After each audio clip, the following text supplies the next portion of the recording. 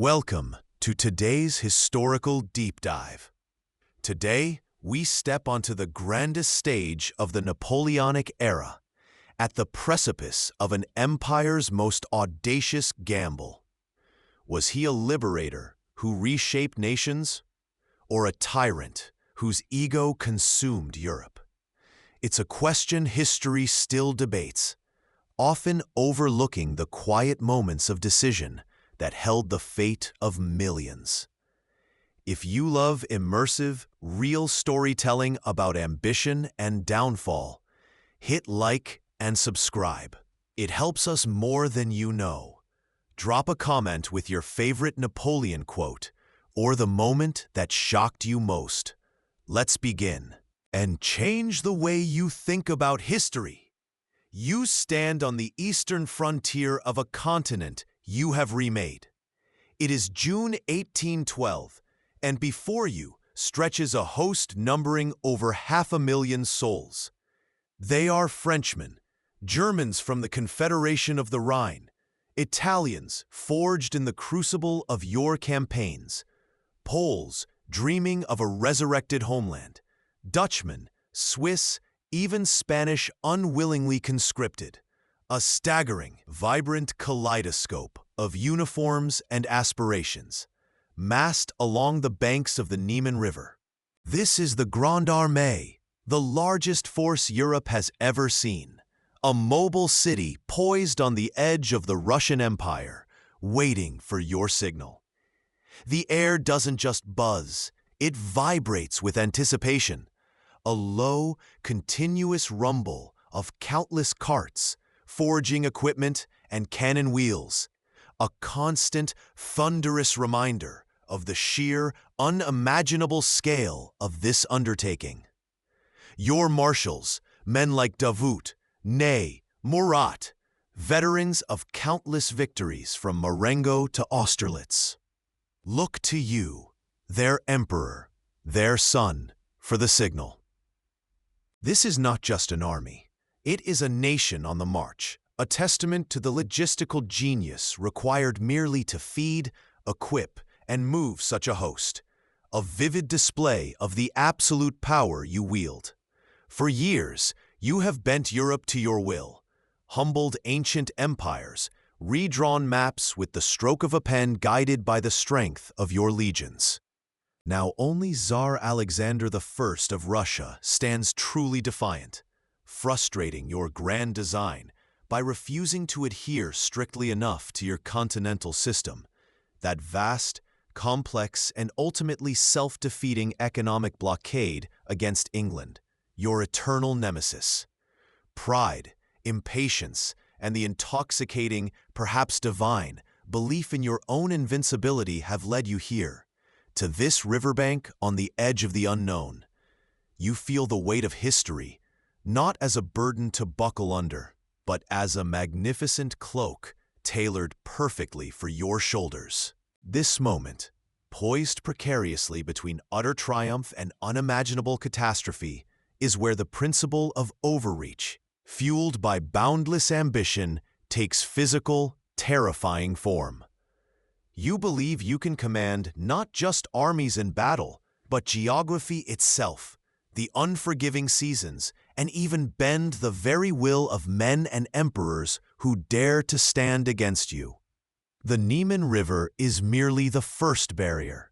The true obstacles are those you have chosen, with chilling certainty, to ignore: distance, climate, logistics on an unprecedented scale, and the sheer, unyielding spirit of a people defending their homeland.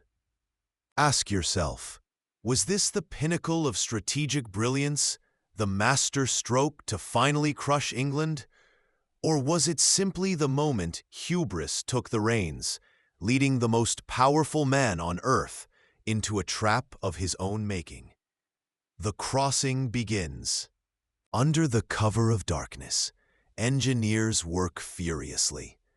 Hammers ring out, pontoon bridges groan into place across the vast dark ribbon of the Niemen River.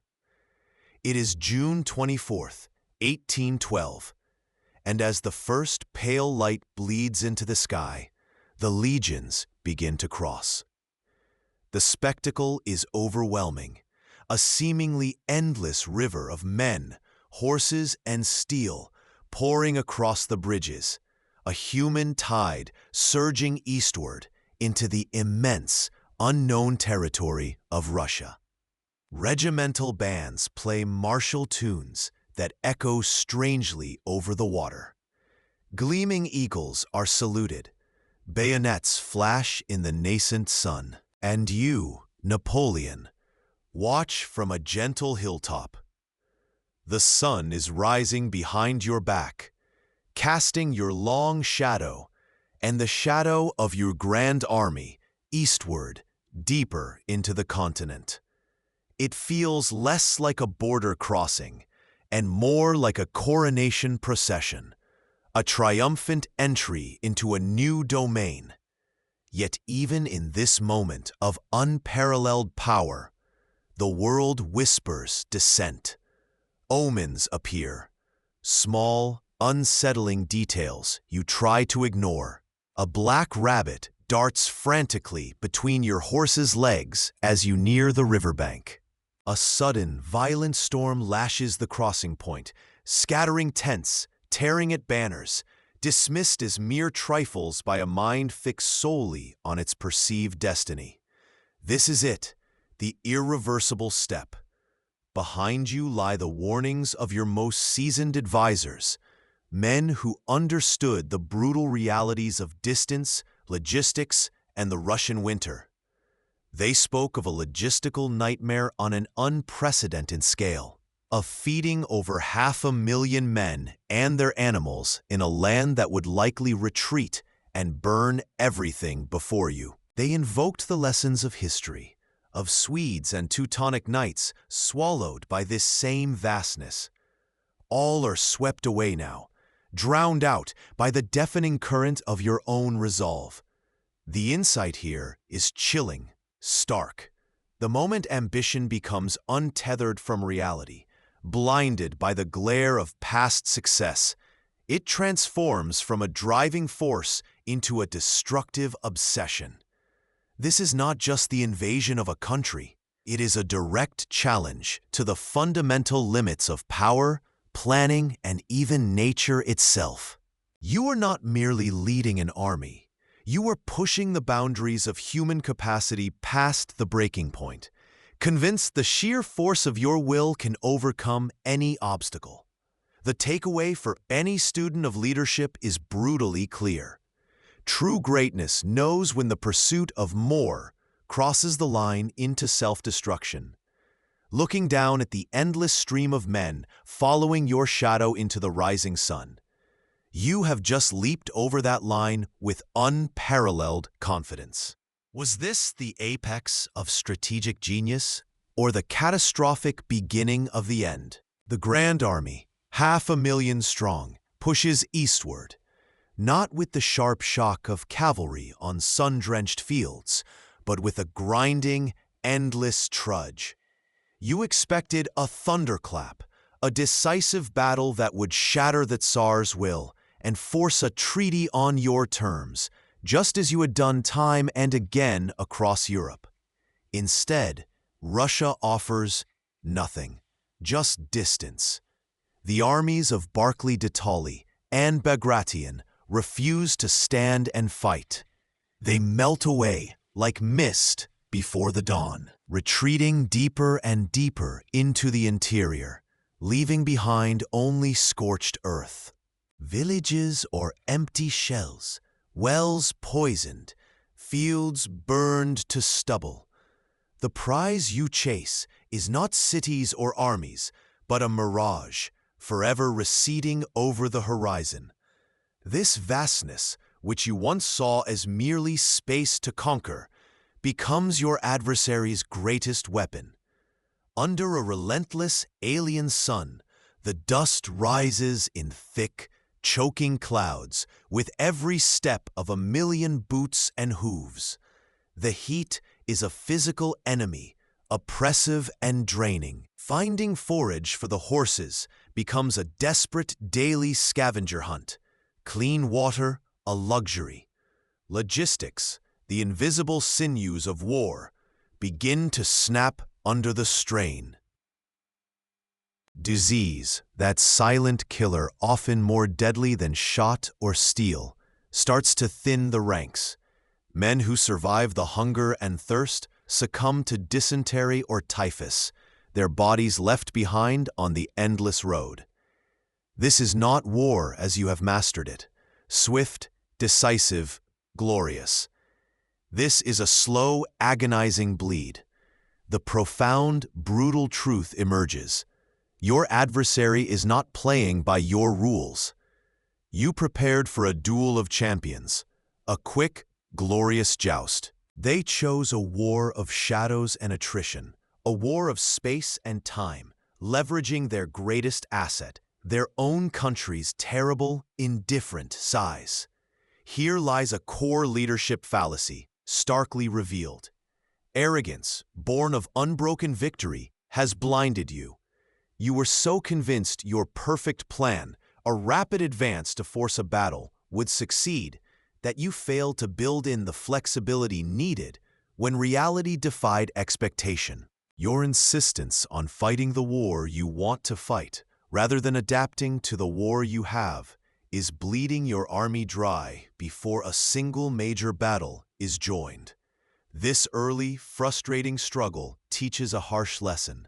Sometimes, the most dangerous enemy isn't the one you face on the battlefield, but the rigid, flawed assumptions you carry within your own mind. Ask yourself, at this moment, pushing deeper into the void, was this strategic determination or catastrophic stubbornness?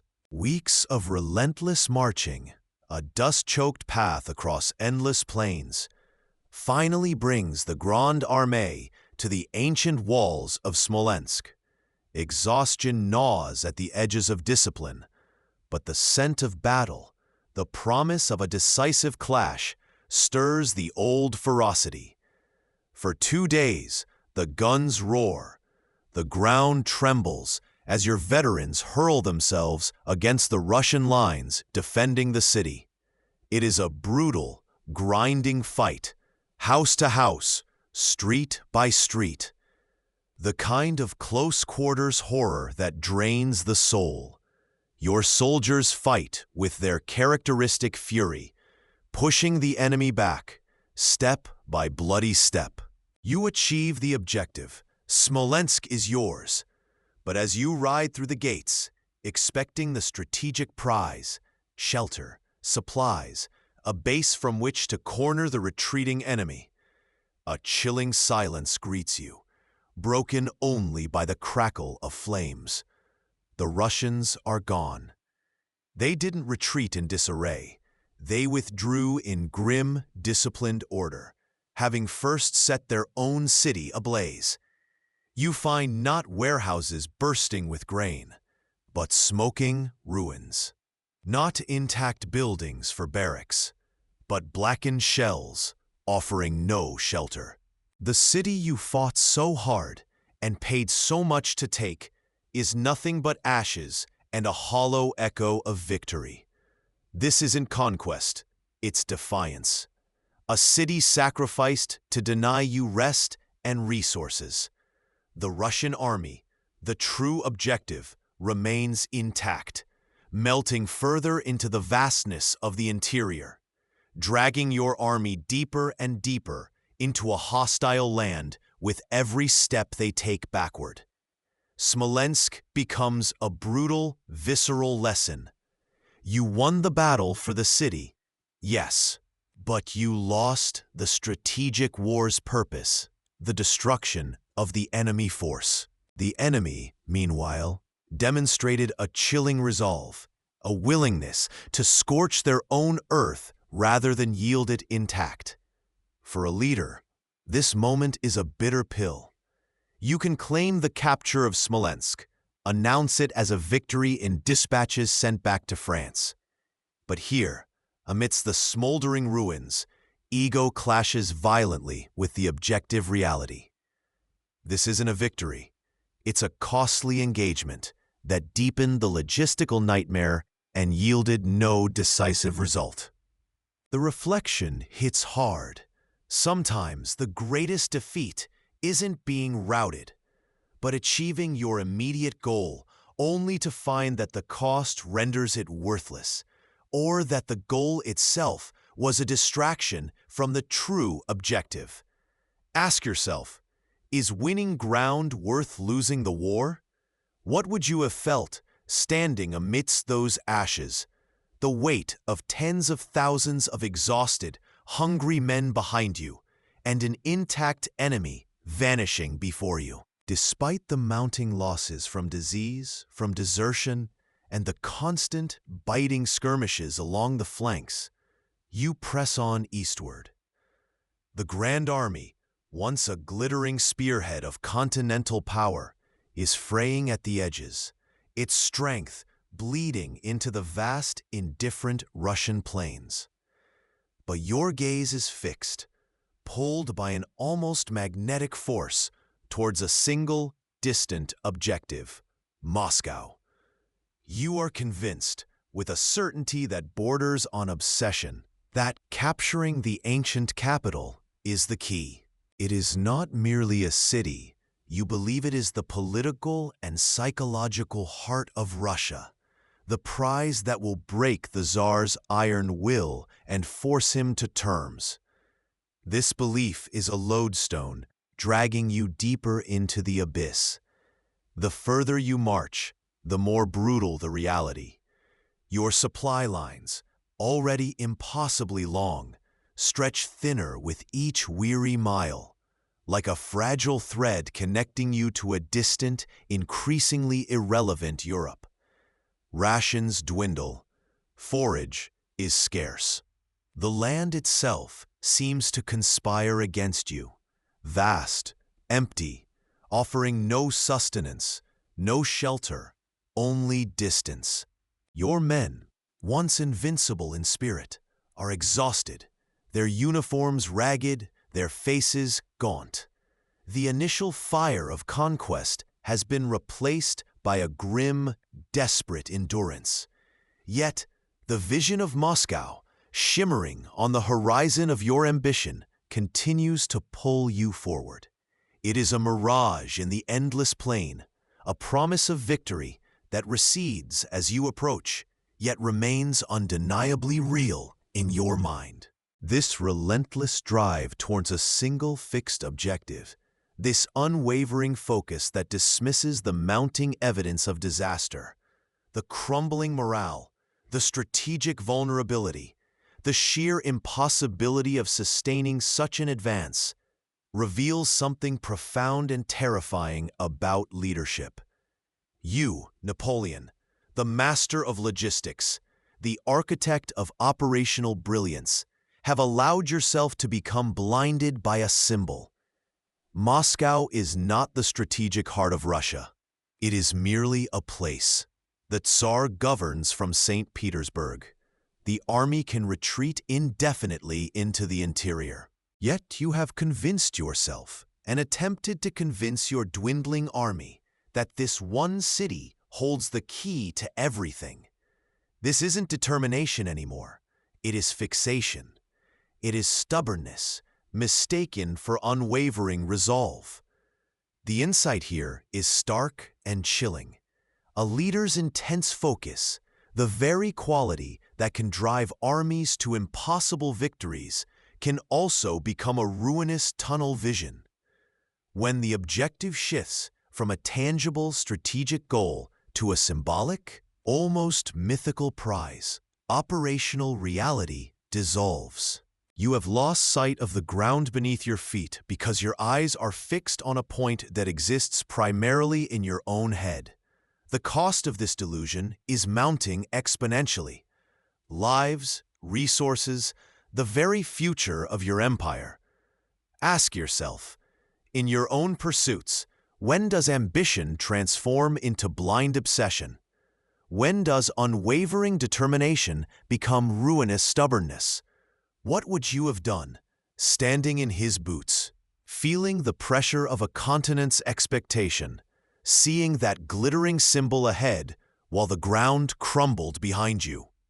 The moral takeaway from this desperate march is as ancient as warfare itself.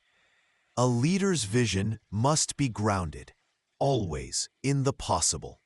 Chasing an impossible or strategically irrelevant objective, no matter how potent its symbol, will only lead your followers to ruin alongside you. Moscow gleams ahead, promising glory, but the path to it is already marked by the graves of those who believed in the mirage. Finally, in early September 1812, the endless chase across the scorched earth ends.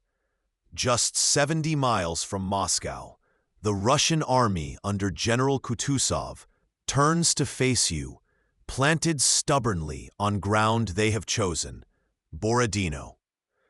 The landscape, a mix of rolling fields, woods, and defensive earthworks, becomes the anvil upon which empires will be hammered. You stand before what will become the largest, bloodiest single day of the Napoleonic Wars. Dawn breaks, and the cannons roar, a thunderclap that tears through the morning mist. For 12 hours, 500,000 men are locked in a horrific ballet of death. Corpse after corpse is hurled against entrenched positions. The great redoubt, the Bagration fleshes. This isn't clever maneuver. This is brute force, a grinding, relentless assault. The air chokes with powder smoke. The ground trembles underfoot, transforming the fields into a charnel house. Men hack with sabers, stab with bayonets, tear at each other with shot and shell. You watch the reports come in. The mounting casualty figures a horrifying litany. 70,000, 80,000, perhaps even 100,000 dead and wounded combined. The Russian lines bend like ancient trees in a storm, but they do not decisively break. They retreat, yes, but their army, though mauled, remains intact, capable of fighting another day. And as the sun sets on this field of slaughter, a chilling realization settles in. Your own Imperial Guard, the elite reserve you held back, the hammer blow that could have shattered Kutuzov's army, remains largely uncommitted. This decision, debated by historians ever since, is a stark departure from your usual audacious style.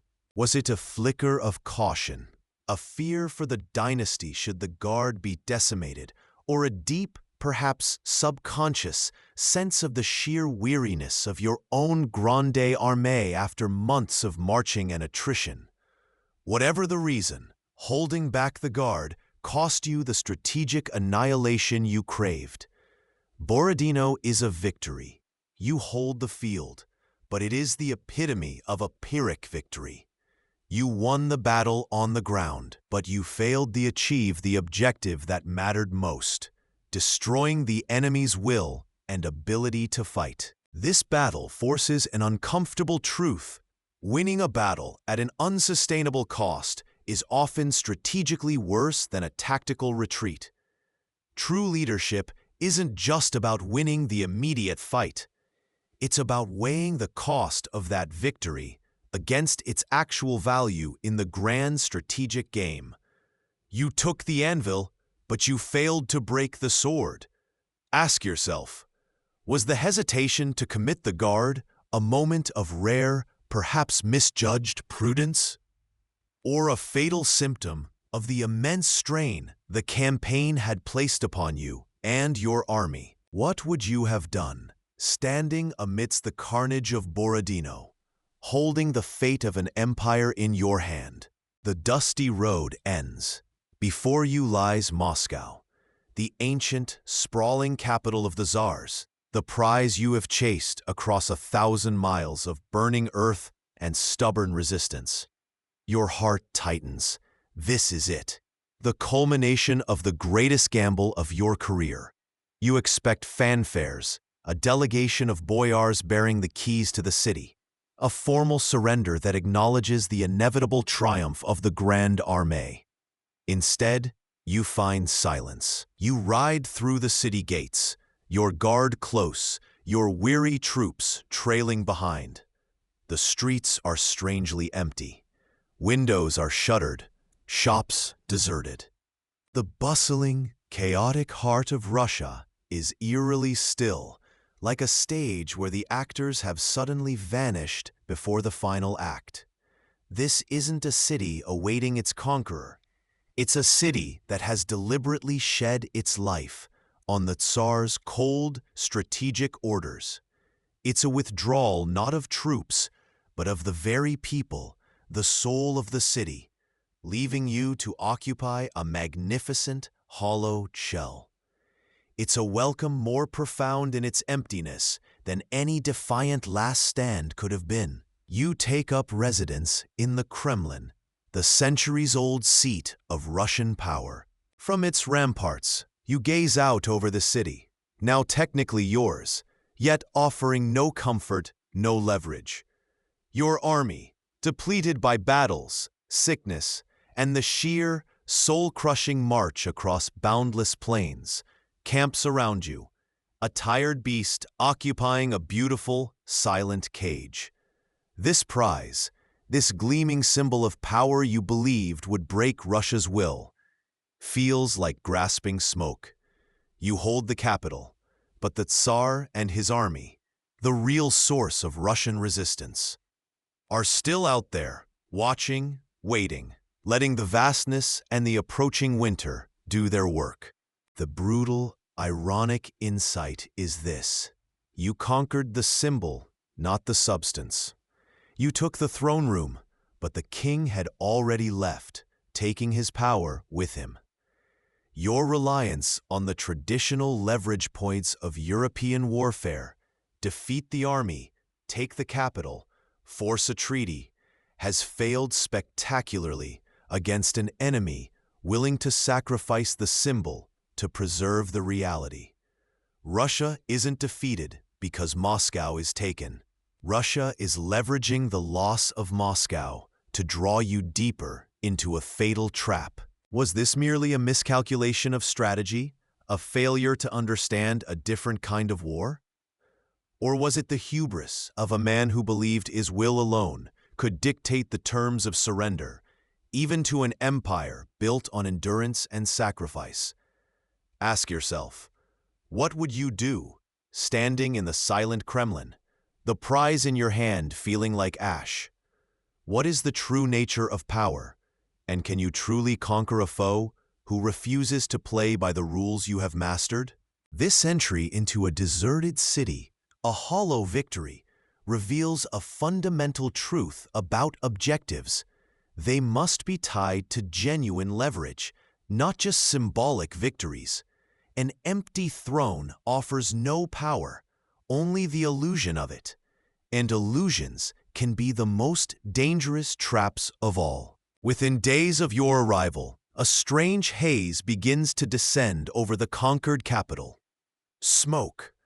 Initially, it's dismissed. Kitchen fires, perhaps, or the remnants of resistance. But the smoke thickens, multiplying across the horizon, staining the cold autumn sky. It finds fuel in the countless wooden structures that form the ancient city, licking its way from street to street with terrifying speed. Then, the wind rises, a relentless, cruel gust that transforms small blazes into a roaring, uncontrollable inferno. You stand in the Kremlin, the symbolic heart of Russia now momentarily held in your grasp, and watch as the beast of fire consumes the city around you. The scale is horrifying, the destruction absolute. It's no accident. This is a deliberate act. Russian saboteurs, perhaps even under the Tsar's own orders, are systematically torching their own revered capital. They are denying you shelter, denying you supplies, denying you the comfortable winter quarters your army so desperately needs. The flames crawl closer, licking at the Kremlin walls. The symbol of your conquest becomes untenable. You are forced to evacuate, retreating under a sky raining embers, watching as the golden domes and ancient towers disappear behind a curtain of fire. Your prize, your strategic objective, is quite literally burning before your eyes. You have taken the city, yes, but it has been rendered worthless, a smoldering ruin. This fire is more than just physical destruction. It is a profound visual blow to your strategic ego. It lays bare a dangerous truth. You profoundly underestimated your opponent's resolve. You believed capturing Moscow would break their will, force them to the negotiating table, compel the Tsar to yield. Instead, they responded by destroying their own most sacred place, willing to suffer unimaginable loss to deny you victory. This wasn't just war, it was immolation as strategy. The searing insight burns hotter than the city. Your leadership calculus failed because you assumed the Russians valued the same things you did, that their pain threshold was similar to yours. You saw Moscow as a prize.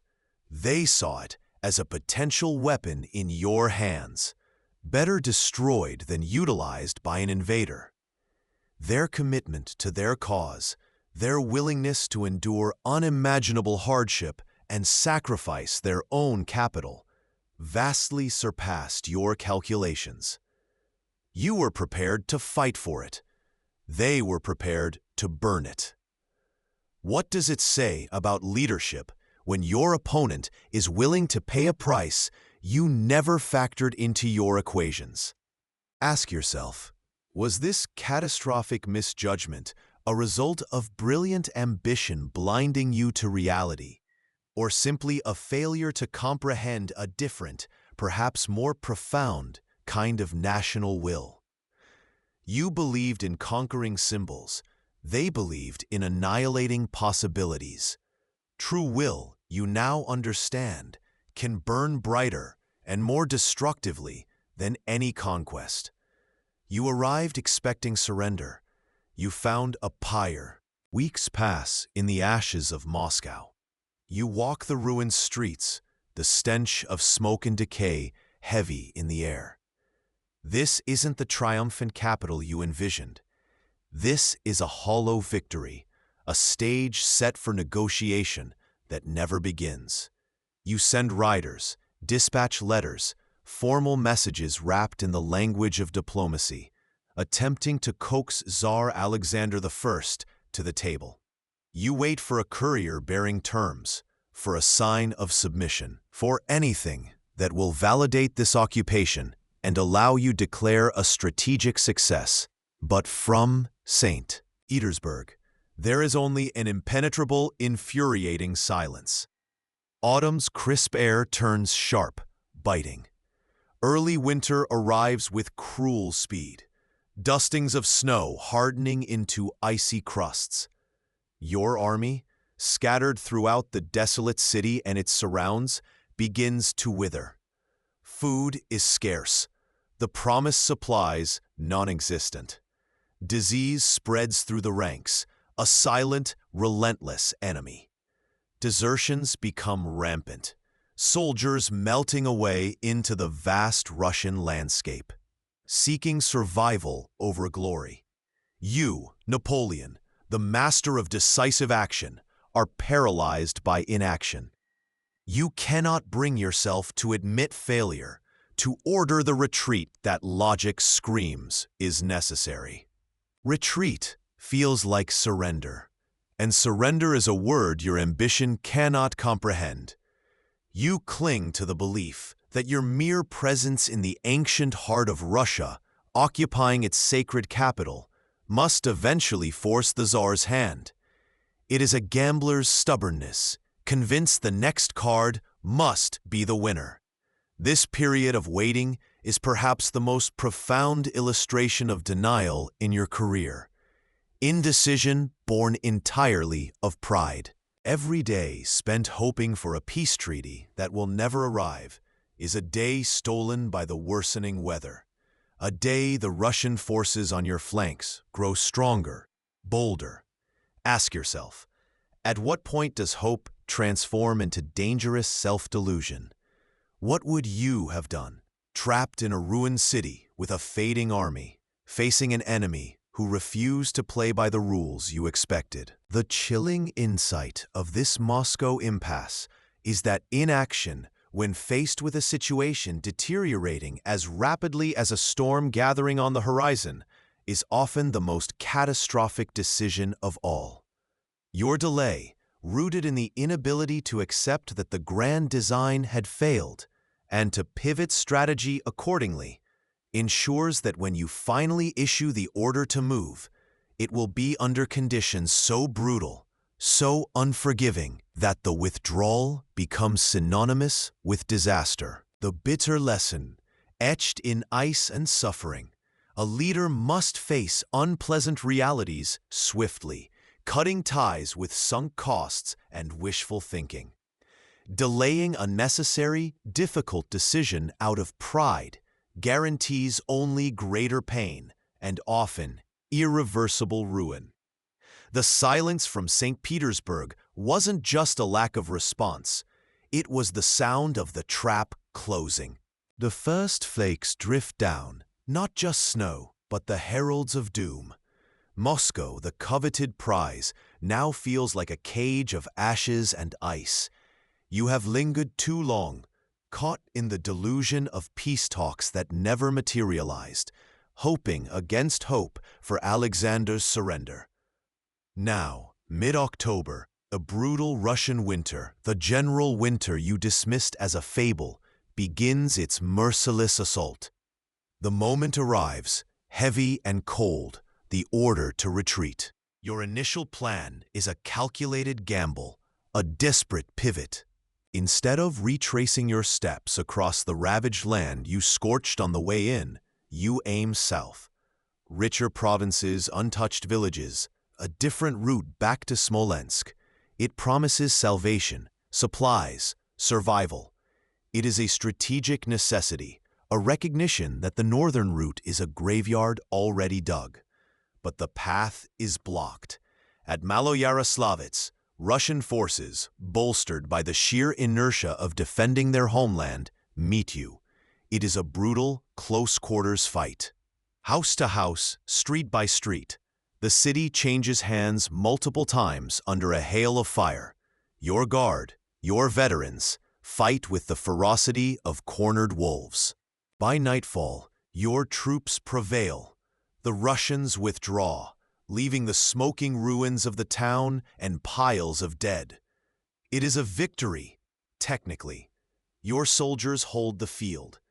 Yet standing among the rubble, assessing the cost, studying the determined resistance, you know this victory is the bitterest defeat. The path south is heavily defended, the enemy alert, the route contested every step of the way. You lack the time, the supplies, the condition of the Grande Armée for a sustained fighting retreat through hostile territory. The price is too high. The southern route is closed. This forced change of direction is more than a tactical adjustment. It is the sealing of fate. With a heavy heart, the decision is made. The Grande Armée turns northeast, back towards the Smolensk road. Back onto the path you came in on, a landscape deliberately devastated by the retreating Russians, already stripped bare by your own army on the advance. It is a corridor of famine and death. This is the moment the nightmare truly begins. Consider the brutal irony. A victory at Maloyaroslavets condemns you to ruin. It wasn't the enemy's tactical prowess that delivered the decisive blow here, but their sheer refusal to yield, combined with the logistical trap you had already sprung on yourself. The decision to retreat onto the known, ruined road wasn't a choice between bad and good, but between terrible and catastrophic. You chose the merely terrible, hoping it wasn't as bad as you feared. It was worse. This juncture isn't just about a blocked road. It's the cascading consequence of earlier strategic missteps converging at the worst possible time. The weeks wasted in Moscow, clinging to a political fantasy, the chronic failure to secure and manage your supply lines properly, the sheer arrogance of advancing on a single, narrow front, leaving no viable alternative routes. All these come due here. Like a chess player who has lost control of the board, you find yourself in a position with no good moves left. Every previous error now funnels you onto the path of maximum suffering. Ask yourself, how many times do we find ourselves trapped by the cumulative weight of small compromises or delays made weeks or months earlier? Napoleon faced a military trap, but the principle is universal. When pinned down with no good options, the real lesson isn't about the immediate obstacle, but about looking back, honestly, at the decisions that led you into the snare in the first place. The frozen nightmare on the Smolensk road wasn't just inflicted by Russia. It was co-authored by Napoleon's own strategic blindness and hubris. The road ahead promises only agony, a march through a land you destroyed, haunted by the ghosts of your own mistakes. The road back is no longer a path of retreat, but a descent into the deepest circle of military hell. The promise of Smolensk, a glimmer of hope for resupply and rest, evaporates like mist under a hostile sun. The magazines, meant to replenish the Grande Armée, are insufficient, plundered by earlier, less disciplined units, leaving nothing but empty promises and bitter cold. And the cold arrives with a vengeance, a true general winter unleashing its fury. Blizzards scream across the barren plains, temperatures plummeting far below freezing. You watch men simply stop, their eyes glaze over, and they crumple into the snow, frozen solid within minutes. Exhaustion becomes a predator as relentless as the Cossacks, who appear like ghosts on the flanks, picking off stragglers with chilling efficiency. Discipline, the invisible backbone of your empire-building army, snaps like brittle ice. The ranks dissolve.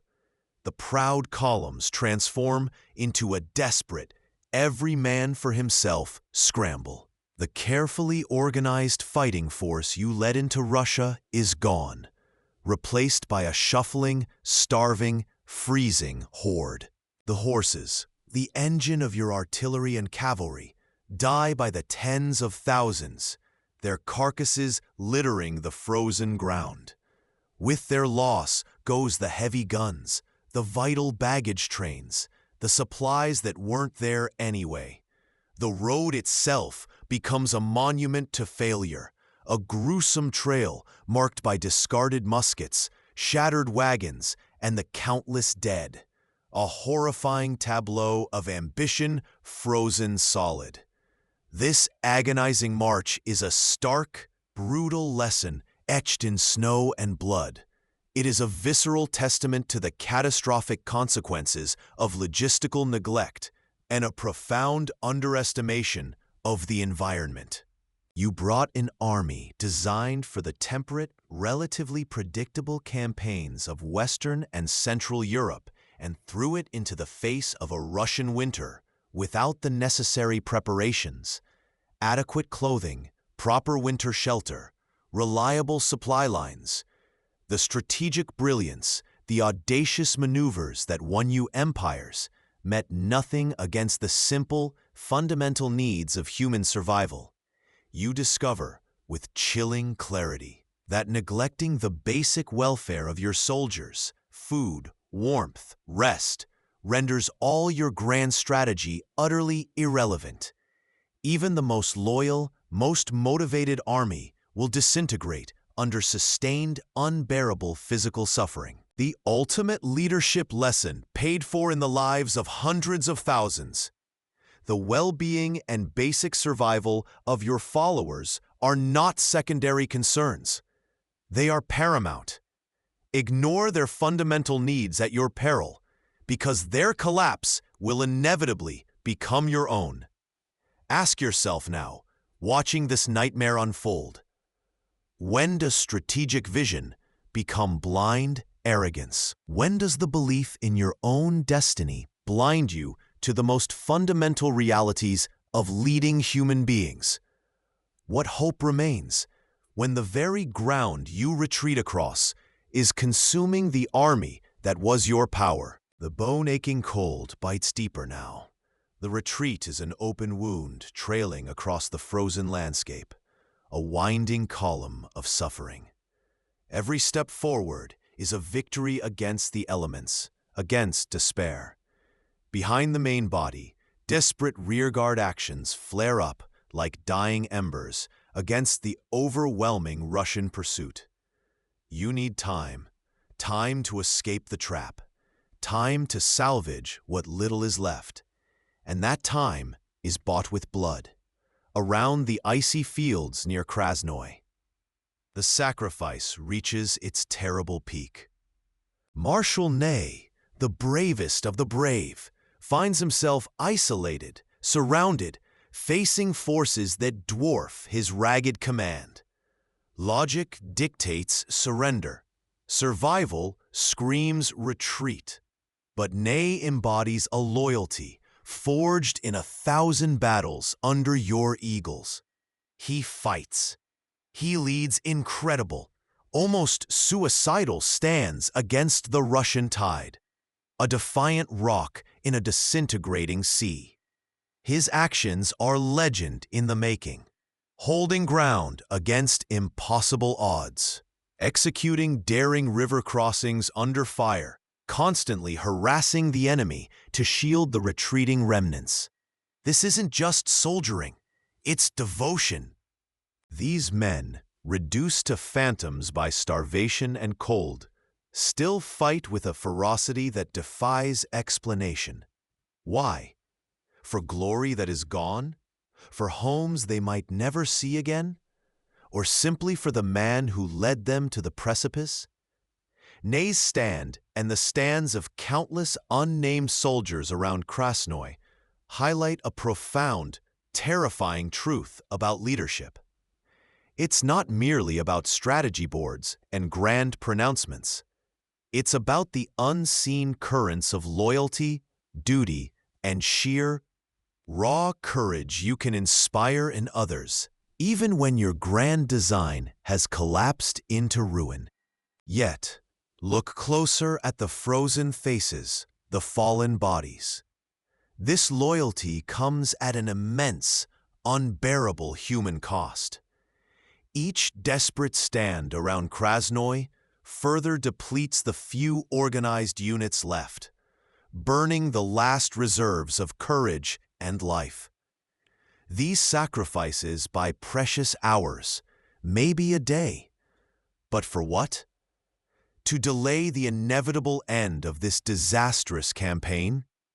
This moment crystallizes the complex, often brutal, pact between leader and led. Despite the disaster clearly rooted in your decisions, men still give their lives for you. True leadership, yes, can inspire astonishing devotion, but responsible leadership must ask itself, when does demanding such ultimate loyalty in a lost cause cease being inspiration and become an unforgivable moral failure? It's a cold, hard question the winds howling over Krasnoy seem to carry. Ask yourself, at what point does the leader's ambition become a grave's demand on those who trusted him? The frozen plains bleed into the glare of ice. You reach the Berezina River, not as a strategic passage, but as a cruel, final barrier. The scouts return with chilling news. The crucial bridge upstream is gone, deliberately burned. And the Russians? They are everywhere now. Pincers closing on both banks, a steel trap snapping shut. Escape, the desperate hope that fueled the long, brutal march, suddenly seems a fantasy. It is a checkmate delivered by geography and relentless pursuit. But even in this abyss, human ingenuity flares. Your pontoneers, men who carry the weight of the world on their shoulders, work miracles.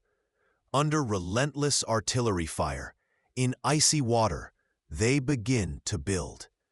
Log by log, plank by plank, fragile bridges stretch across the deadly current. It is a breathtaking act of courage, a defiant fist shaken at fate. This is the moment the history books will highlight, the impossible made possible. But history, as you are learning, is rarely just about the moments of brilliance. It's about the crushing weight of everything else.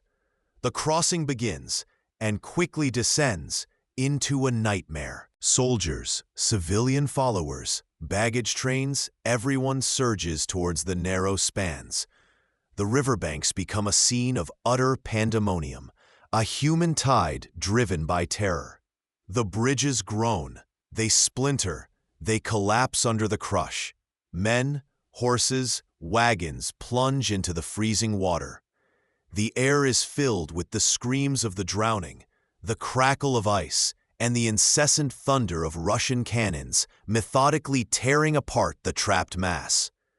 It is not a crossing, it is an abattoir. On the east bank, Marshals Oudinot and Victor fight a desperate rearguard action, holding back the main Russian force, their courage a thin shield against overwhelming odds. On the west bank, Ney does the same, but the bridges cannot hold everyone. As night falls, as the enemy pressure intensifies, the terrible order must be given. Thousands are abandoned on the eastern side, left to face capture, starvation, or the Cossack lances. The Berezina is not just a river crossing. It is a sieve that strains out the lost, the weak, the simply unlucky. This is the profound, gut-wrenching truth of the Berezina. The tactical brilliance of building those bridges, the unimaginable heroism of the pontoneers and the rearguard fighters, was utterly overwhelmed by the strategic catastrophe of being trapped there in the first place. It is a stark, brutal lesson in cause and effect. Ingenuity and bravery are potent forces, yes, but they are fragile candles against the storm of fundamental strategic failure. A brilliant tactic cannot save a situation fundamentally doomed by earlier, critical errors in planning and execution. The bottlenecks, the choke points, the sheer logistics, these are the cold realities that shatter even the grandest ambitions. Ask yourself, when does relying on last-minute miracles become a guarantee of disaster? What does it mean when the greatest heroism is displayed only because the fundamental strategy has failed? This river, choked with corpses and broken dreams, is a chilling reminder that reality ultimately trumps individual bravery when the grand design is flawed from the start.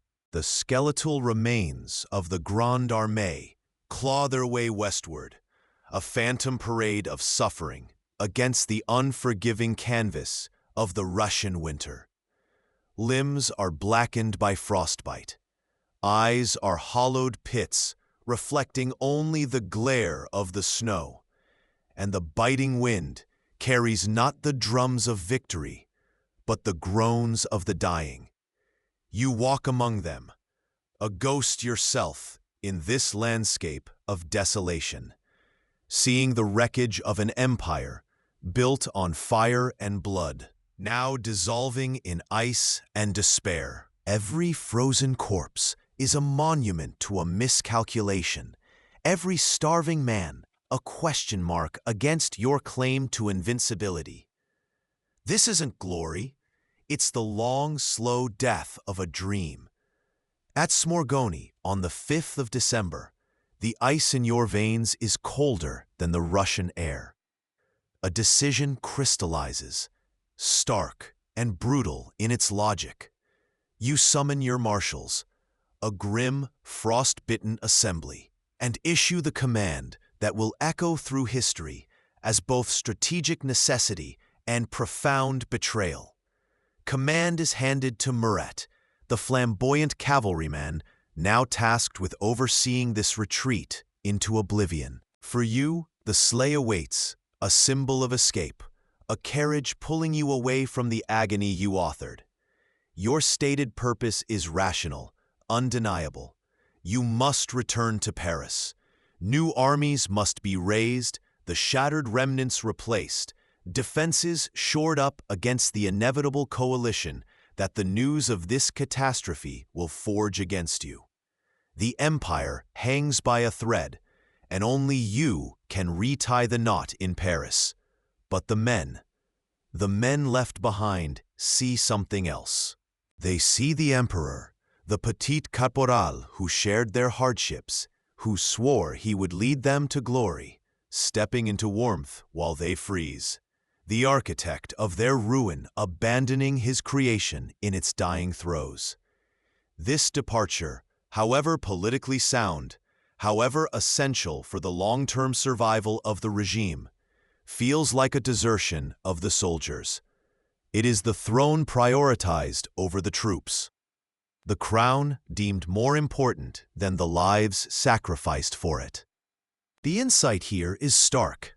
Leadership in the crucible of crisis demands presence, shared suffering, or at the very least, an utterly compelling justification for absence, delivered with empathy.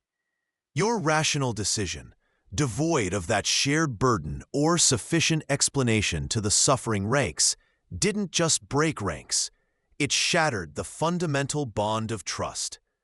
A leader's responsibility is a sacred trust, extending to the very well-being and fate of their followers, especially when those followers are enduring hell born from the leader's strategic choices. Abandoning those who have given everything, loyalty, endurance, their very lives, for you is a stain that history rarely forgets, a chilling footnote to the narrative of the conqueror. It raises the question that haunts this frozen road. When the edifice of ambition collapses, does a true leader stay to help carry the stones, or prioritize building anew elsewhere? Our sleigh speeds towards Paris, towards the future of the empire. But behind you, it leaves a trail not just of dead soldiers, but of broken faith, a wound in the legend that even subsequent victories could never fully heal. The few thousand skeletal survivors who eventually straggle back across the Niemen at the end of December bear little resemblance to the magnificent host that crossed 6 months earlier.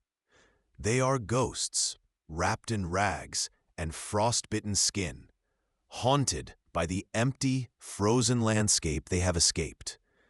Of the over 600,000 who marched into Russia with banners flying and drums beating, fewer than 100,000 return. And of those, only a small fraction are still fit for service. The numbers are staggering, numbing in their immensity. The Grand Army, the very instrument of your power, the finely tuned machine that had conquered Europe, is not merely damaged, it is broken, shattered beyond recognition. Look upon them. This isn't the glorious return you envisioned. This is the walking embodiment of catastrophe. The cavalry, once the thunderous spearhead of your assaults, is annihilated. Its horses, its riders, vanished into the snow. The artillery, the iron fist of your strategy, largely lost to the frozen mud or abandoned for lack of horses to pull the weight. The vast majority of the lost perished not in glorious battle, but from the insidious, brutal assault of disease, starvation, and exposure.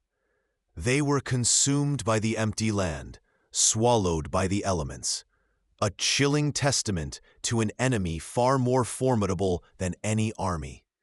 The sheer, devastating scale of this loss is almost incomprehensible. It transcends mere military defeat.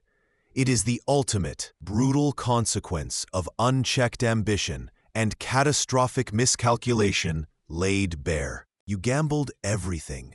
Your army, the loyalty of your marshals, your carefully constructed reputation for invincibility, the very stability of your empire, and you lost on a scale unprecedented in modern warfare. It is as if the board has been swept clean, not just of your pieces, but of the board itself. The insight is stark, cold as the Russian winter. Every strategic decision carries a human cost, a weight measured in lives. And when ego blinds you to reality, when you believe your will can command nature itself, that cost can become astronomical, ruinous. This is where the true measure of leadership is revealed, not in the dazzling maneuvers that win battles, but in the state of the forces you command at its conclusion. A victory that destroys your means of fighting is no victory at all. It is a self-inflicted wound. The Grand Army was your capital, your currency of power. You spent it all in a single, reckless wager and received nothing but a chilling silence in return. Ask yourself now, watching these wraiths stumble home, was the gamble worth the price? Could the throne of the world ever compensate for this ocean of lost souls? Back in Paris, a chill grips the air, though less biting than the Russian winter you just escaped. You are home, but not in triumph. You are a survivor of a disaster, and the imperial machine must now work overtime to spin the narrative. Frantically, you raise new levies, strip boys from the farms, and aging veterans from their repose, pushing the nation's exhausted resources to their breaking point. The official line is carefully crafted, not a catastrophic rout, but a difficult withdrawal, an army battling not soldiers, but the merciless elements. The frost, the snow, the sheer inhuman scale of the Russian landscape. These are the villains in your revised history. But the truth, like the wind whistling through shattered windows, cannot be entirely contained.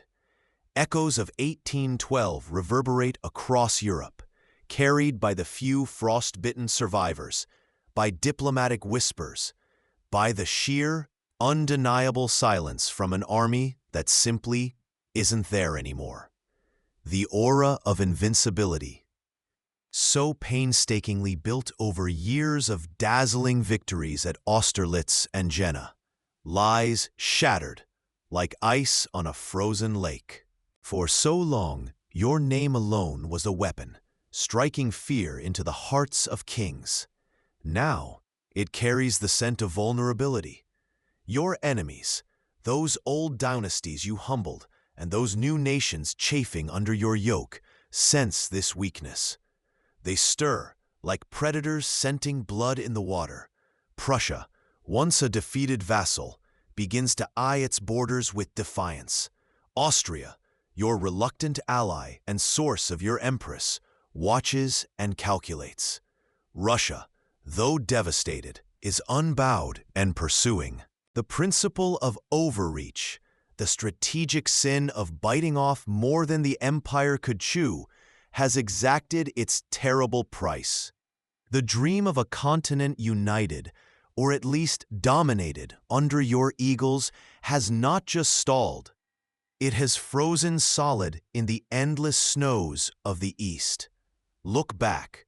Crossing the Niemen River in June 1812 was the absolute peak of your power.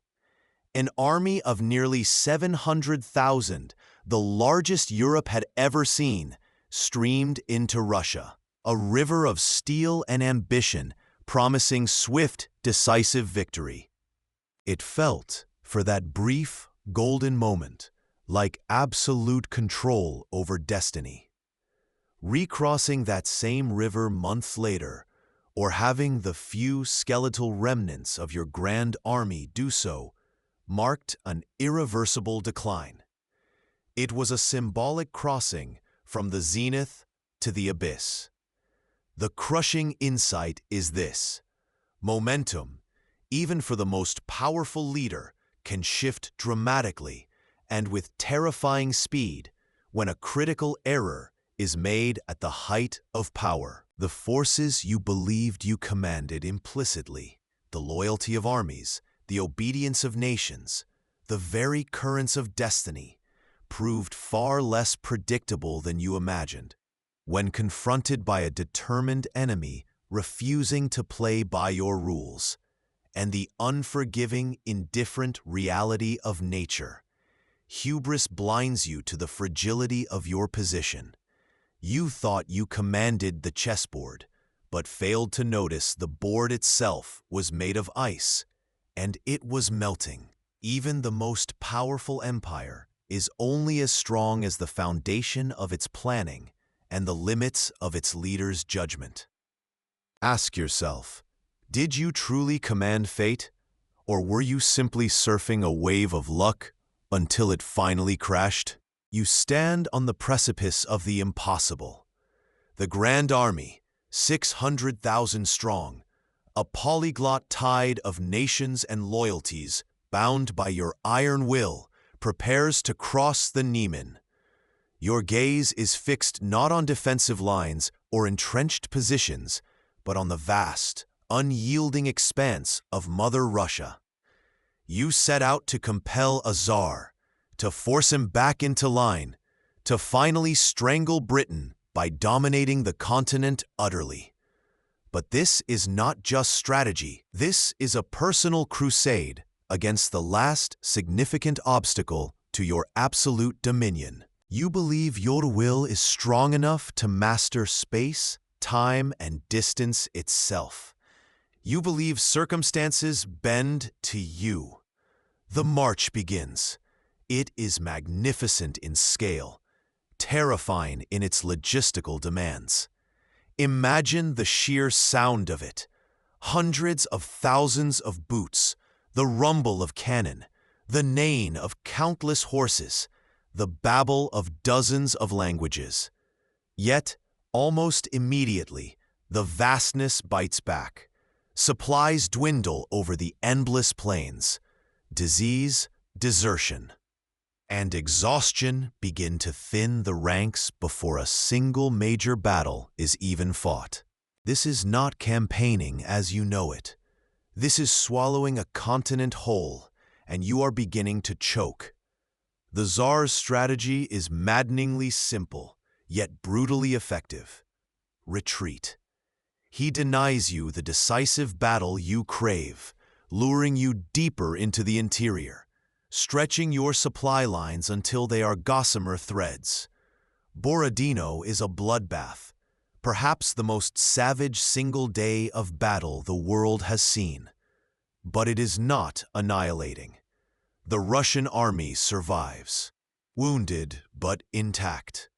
You take Moscow, a city of wooden beauty, offered as a pyre by its own people. As the flames consume the ancient capital, the bitter truth begins to dawn. Taking the objective means nothing if the enemy refuses to acknowledge defeat. You wait in the smoldering ruins, expecting capitulation that never comes. And then, the snows of 1812 begin to fall.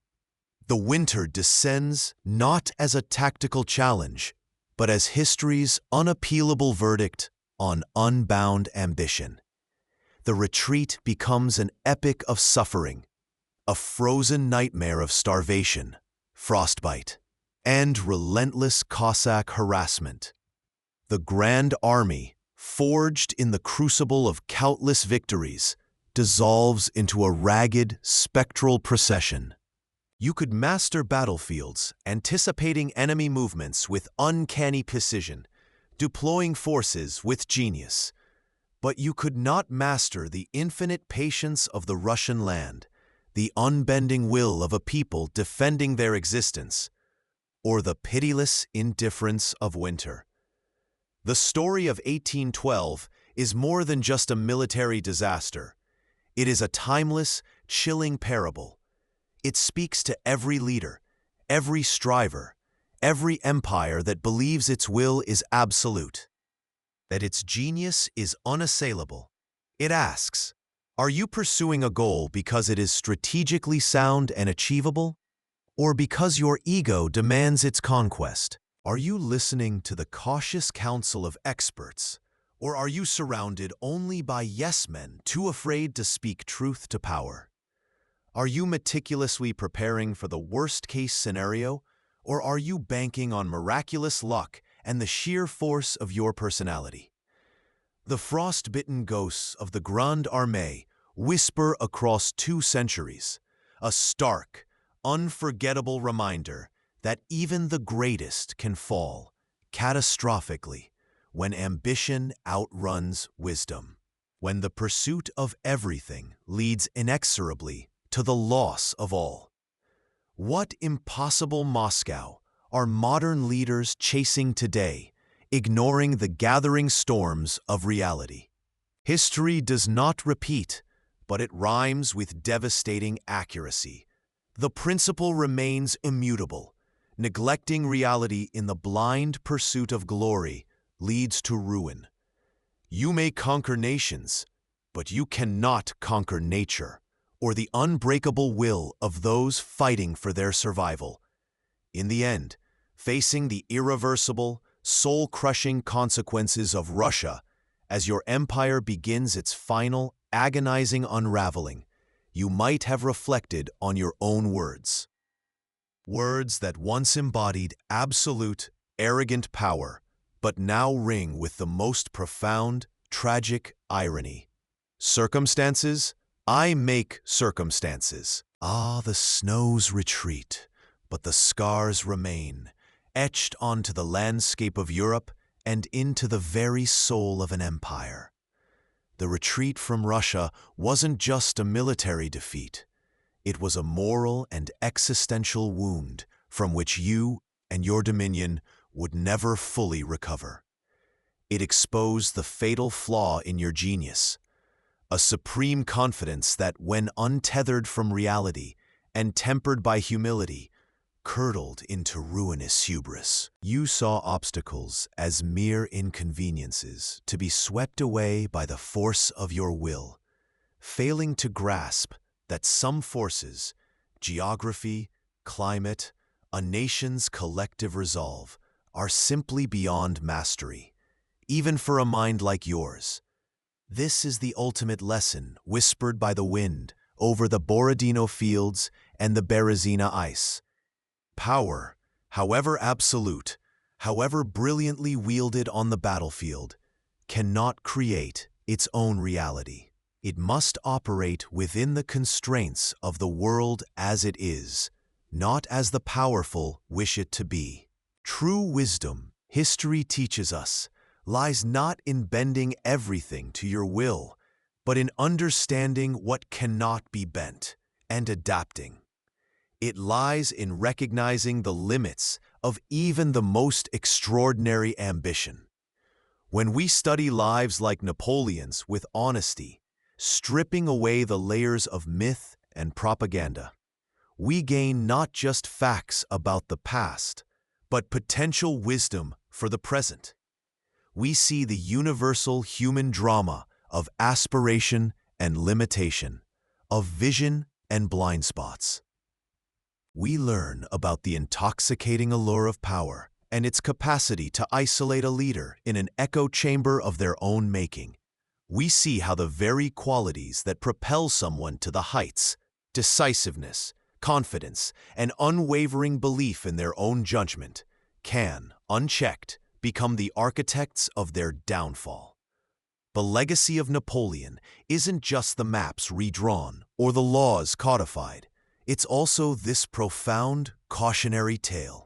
It's the reminder that leadership requires not just strength, but also vulnerability, the ability to listen, to doubt, to adapt, to admit error.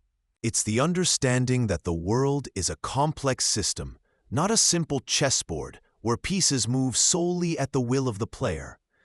In the end, across the vast, silent plains of Russia, it wasn't the battlefield that truly defeated him. It was believing he couldn't lose to anything but an army. It was believing he could conquer reality itself.